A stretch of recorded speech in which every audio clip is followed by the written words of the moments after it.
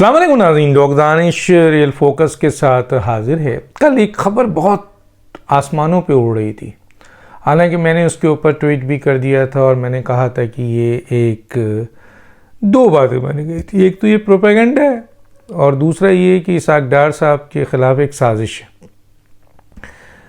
अब ख़बर थी जो ब्रेक करके लोग बड़े बड़े चैनल पे चल रही थी, लेकिन मुझे इस बात पे यकीन नहीं था कि ये मुमकिनात में से है। और उस सूरत हाल में ज़ाहिर है अपनी इन्फॉर्मेशन तो होती है हमारी, हम बातचीत तो करते हैं, हमें मूड का अंदाज़ा तो हो रहा होता है। तो किसी ने बल्कि मुझे सवाल किया एक प्रोग्राम में कि इसाक डार साहब अगले निगरां वज़ीर आज़म नामज़द हो चुके हैं, फ़ाइनल हो चुके हैं।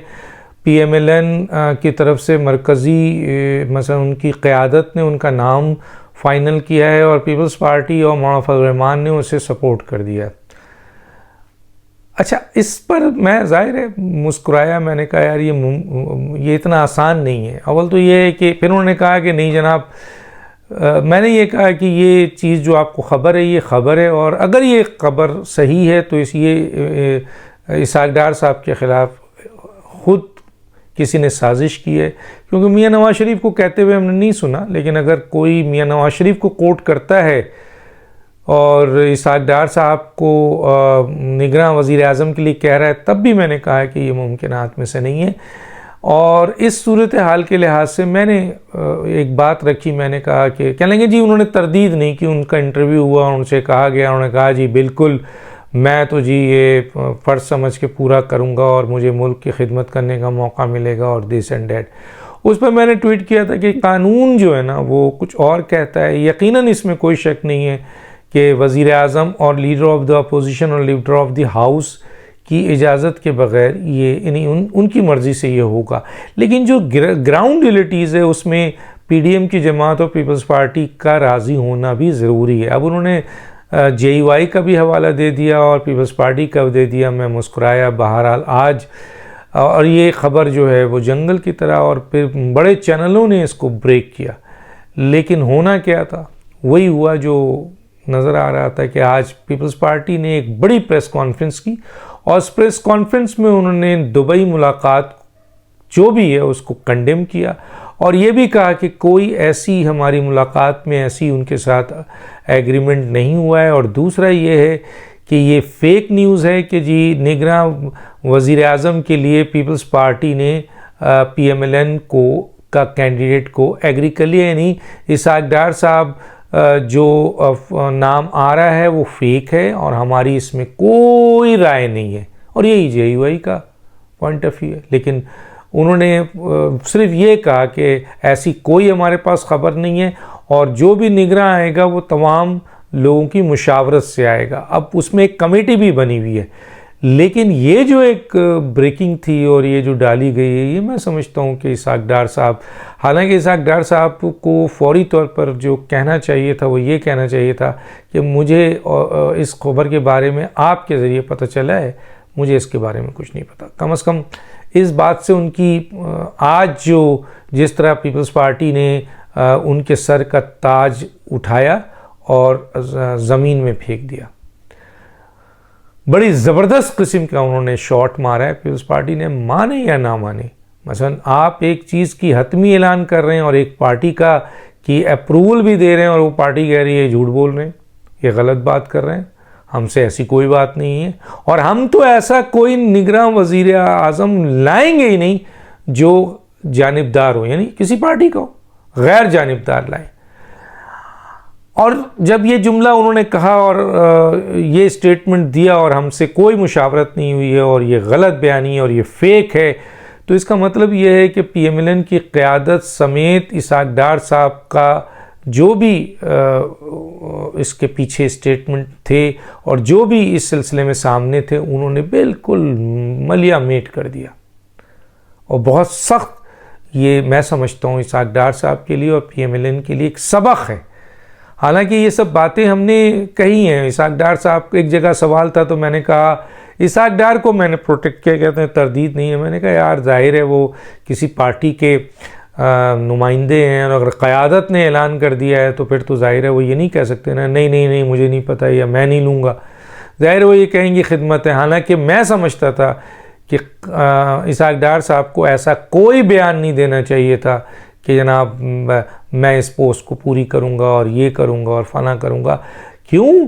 क्योंकि इस सिलसिले में कोई हतमी फ़ैसला नहीं हुआ था और उसका आज प्रेस कॉन्फ्रेंस में वाज़ेह पीपल्स पार्टी का बयान आ गया और प्रेस कॉन्फ्रेंस करके उन्होंने वो ताज जो बज़ाहिर मुख्तलिफ टीवी चैनल्स, बड़े चैनल्स और बड़े अहम तरीन लोगों के ज़रिए इसहाक डार के माथे पे बैठा दिया गया था और PMLN के बड़े बड़े लोग इसके ऊपर जो है जो इसकी सपोर्ट में बयान दे रहे थे, पीपल्स पार्टी ने वो ताज उतारा और ज़मी बोझ कर दिया, बल्कि दरिया बुर्क कर दिया। और बड़ी इंसल्टिंग ये सिचुएशन आई है, बड़ी गलत आई है और मेरा ख़्याल है ये PMLN की लीडरशिप और अहम तरीन लीडरों के लिए ये एक बहुत बड़ा मैसेज है कि कोई भी चीज़ क़ब्ल अज़ वक्त बग़ैर कंफर्मेशन के नहीं फ्लोट करनी चाहिए, चाहे उसमें कोई मीडिया चैनल ही क्यों ना इन्वॉल्व हो। तो ये हशर है। क्यों हुआ ये ऐसा? इसलिए हुआ कि ज़ाहिर है अब वजह ये है कि ऐसा क्यों किया, इसलिए किया कि पीपल्स पार्टी अपना एक असूल रखती है, वो बड़ी इस मामले में है और वो ये कहती है कि जनाब कानून और आइन के मुताबिक, जैसे उसने कहा कि जी बहुत ही अहम स्टेटमेंट दिया कि निगरां वज़ीर आज़म जो है वो जानिबदार नहीं होगा, गैर जानिबदार होगा। तो गोया उसने ये बता दिया कि इसका मतलब है ना मेरी पार्टी से कोई होगा ना आपकी पार्टी से होगा, इसका मतलब है कोई ऐसा शख्स होगा जो न्यूट्रल होगा, जो गैर जानिबदार होगा, वही वज़ीर आज़म, और होता ही ऐसा है निगरां वज़ीर आज़म में।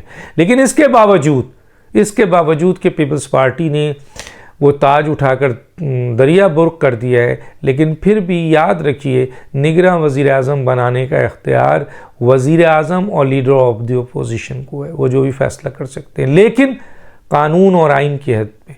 और एक बात अब ये हो रही थी कि जनाब जो भी केयर टेकर वज़ीर आज़म, मैंने लिखा केयर टेकर वज़ीर आज़म आएगा उसके पास तो इख्तियारात ही नहीं होती हैं, तो 2-3 महीने में इसहाक डार साहब को बनाएंगे, एक तो आइंदा इलेक्शन नहीं लड़ सकेंगे और दूसरा 2-3 महीने में उनके पास इख्तियारात नहीं है तो क्या होगा। तो किसी ने कहा सर इस पे कानून साजी हो रही है और इख्तियारात दिया जा रहा है। तो जब पीपल्स पार्टी इसको उठा कर ताज को ज़मीन यानी दरिया बुर्क कर रही है तो फिर वो ऐसी किसी कानून साजी का कैसे हिस्सा बन सकती है जिसमें इसहाक डार साहब को वज़ीर आज़म बनाया जाए और उनको इख्तियार भी दिया जाए। वो तो इसी बग़ैर कानून के इसहाक डार साहब को निगरां वज़ीर आज़म बनाने को तैयार नहीं है, तो कैसे मुमकिन है बताइए। तो ये बड़ा वो, और जाहिर है मीटिंग हुई है, इसमें कोई शक नहीं है। आपके दुबई में नवाज शरीफ और आसिफ अली जरदारी साहब की, और उसमें सीट एडजस्टमेंट की भी बात हुई है।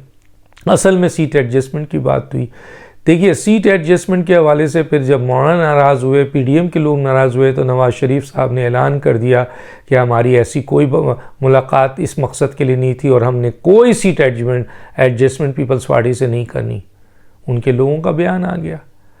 तो पीपल्स पार्टी को आज ये मौका मिल गया कि उसने बता दिया कि जनाब ठीक है, आप, उसने दिल में कहा कि आपने सीट एडजस्टमेंट पे हमें हमारी इंसल्ट की और हमें हमारे मुलाकात को और सीट एडजस्टमेंट की गुफ्तगू को उठा के ज़मीं बोझ किया, आइए हम आपके निगरां वज़ीर आज़म का ताज ज़मीं बोझ कर देते हैं। कर दिया। अब ये लड़ाई है, क्योंकि ये लड़ाई इस लिहाज से है कि PMLN में लोग नवाज शरीफ को वज़ीर आज़म बनाना चाहते हैं। ये भी एक साजिश है नवाज शरीफ के ख़िलाफ़, जो नवाज शरीफ का बार बार नाम लिया जा रहा है कि अगला वज़ीर आज़म नवाज शरीफ होगा, अगला वज़ीर आज़म नवाज शरीफ होगा।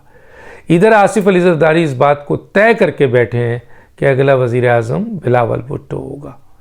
वो कहते हैं मेरी ज़िंदगी में मैं चाहता हूँ मेरा बेटा वज़ीर आज़म बने, और इसके सिलसिले में बड़ी मेहनत कर रहे हैं और इनके यहाँ कोई इख्तिलाफ भी नहीं है। और पीपल्स पार्टी अपना ग्राफ ग्रेजुअली इंक्रीज़ कर रही है, PMLN तो इंक्रीज़ नहीं कर रही। PMLN तो इस वक्त इस पोजीशन पे भी नहीं है कि वो ये कहे कि उनके इतने वोट, इतने मेंबर्स वो जीत जाएंगे कि कम से कम इत्तेहादियों के साथ वो हुकूमत बना ले। लेकिन पीपल्स पार्टी का सिंध हिस्सा एक है जहां आप JUI, MQM और GDA इत्तेहाद कर रहे हैं। लेकिन पंजाब में तो ऐसी भी सूरत, अभी सूरत हाल नहीं हो सकता इलेक्शन की सूरत हाल मरियम उतरे और हालात बेहतर हो जाए। तो ये भी एक साजिश है जो मियां नवाज शरीफ साहब के ख़िलाफ़ है कि उनका ना, अरे भैया अगर नवाज शरीफ साहब अभी तो केसेस में है, वो उस केसेस से वो निकले नहीं है, वो पाकिस्तान आए नहीं है। 2-3 महीने में इलेक्शन अनाउंस हो गया है, नवंबर में अगर इलेक्शन हो जाता है, कितनी अभी आएंगे, उनका लीगल सारा प्रोसीजर है, क्या समझते हैं? नहीं दे अदालत के रहमो करम पे, अगर वो रिलीफ नहीं देता है तो नवाज शरीफ तो गए, वज़ीर आज़म तो क्या वो मेंबर ऑफ पार्लियामेंट भी नहीं बन सकते। तो अभी से ये नाम देने का मतलब है PMLN के जो लोग नवाज शरीफ का नाम दे रहे हैं वज़ीर आज़म के लिए, वो वज़ीर आज़म के ख़िलाफ़ साजिश कर रहे हैं, जिस तरह इसाक डार के ख़िलाफ़ साजिश किया। अगर आप इलेक्शन के वक्त मियां नवाज शरीफ साहब सेंट्रल एग्जीक्यूटिव कमेटी है, चले छोड़े, इसकी तो कोई औकात नहीं होती है। आजकल की पार्टियों में जो फैसला पार्टी का सरबराह करता है वही होता है। मियां नवाज शरीफ साहब ऐन उस वक्त देखेंगे कि हाँ जी इनके पास ऐसी सीट आ गई है, इतने लोग आ गए हैं, इत्तेहाद भी मिल गया है, तो वज़ीर आज़म का अनाउंस करें आ जाए। लेकिन अभी से ये ऐलान करने का मतलब है कि आप दूसरी क़ुव्वतों को ये बता रहे हैं, अपने इत्तेहादियों को ये बता रहे हैं कि जी नवाज शरीफ वज़ीर आज़म है तो यहाँ से रेजिस्टेंस शुरू हो जाती है। अब इस्टेब्लिशमेंट का क्या मूड है ये तो दुनिया को नहीं पता। इस्टेब्लिशमेंट के लिए इस वक्त सबसे मौसर आदमी कौन है? वो तो शहबाज शरीफ है, और उसके बाद कौन है? बिलावल है, नवाज शरीफ तो नहीं है। तो अगर आप ये अभी से, और इस्टेब्लिशमेंट का अगर इरादा नहीं है नवाज शरीफ के लिए, तो फिर तो अब PMLN जीतेगी भी नहीं, हालात ही नहीं होंगे ऐसे।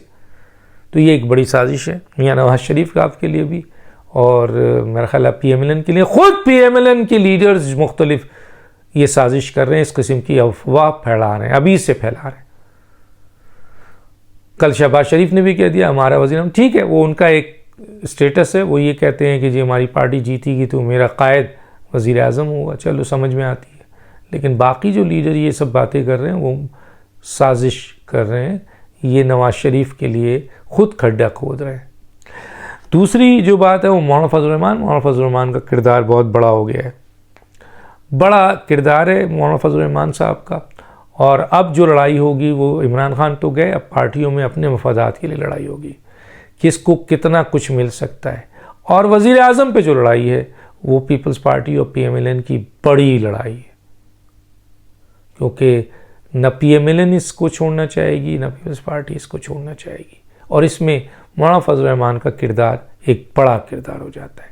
तो देखिए आगे चल के और भी बहुत से अहम आपको ये अब लड़ाइयाँ बढ़ती हुई नज़र आएंगी जो इलेक्शंस की तरफ ले जा रहे हैं अब इधर, क्योंकि सामने अब कोई भी नहीं है, अब यही लोग हैं जिनके दरमियान हुकूमत बटेगी या इलेक्शन होगा या सीटें होंगी, और ये अभी से उसके लिए उन्होंने अपने अपने टारगेट को अचीव करना है, और इस सिलसिले में जो फायरिंग हो सकती है वो ये करेंगे। और कल एक फायरिंग हुई, आज एक फायरिंग हुई, देखना ये है कि इन फायरिंग में कौन जद में आता है और कौन निकल जाता है। तो दानिश को याद दीजिए, अल्लाह हाफिज़।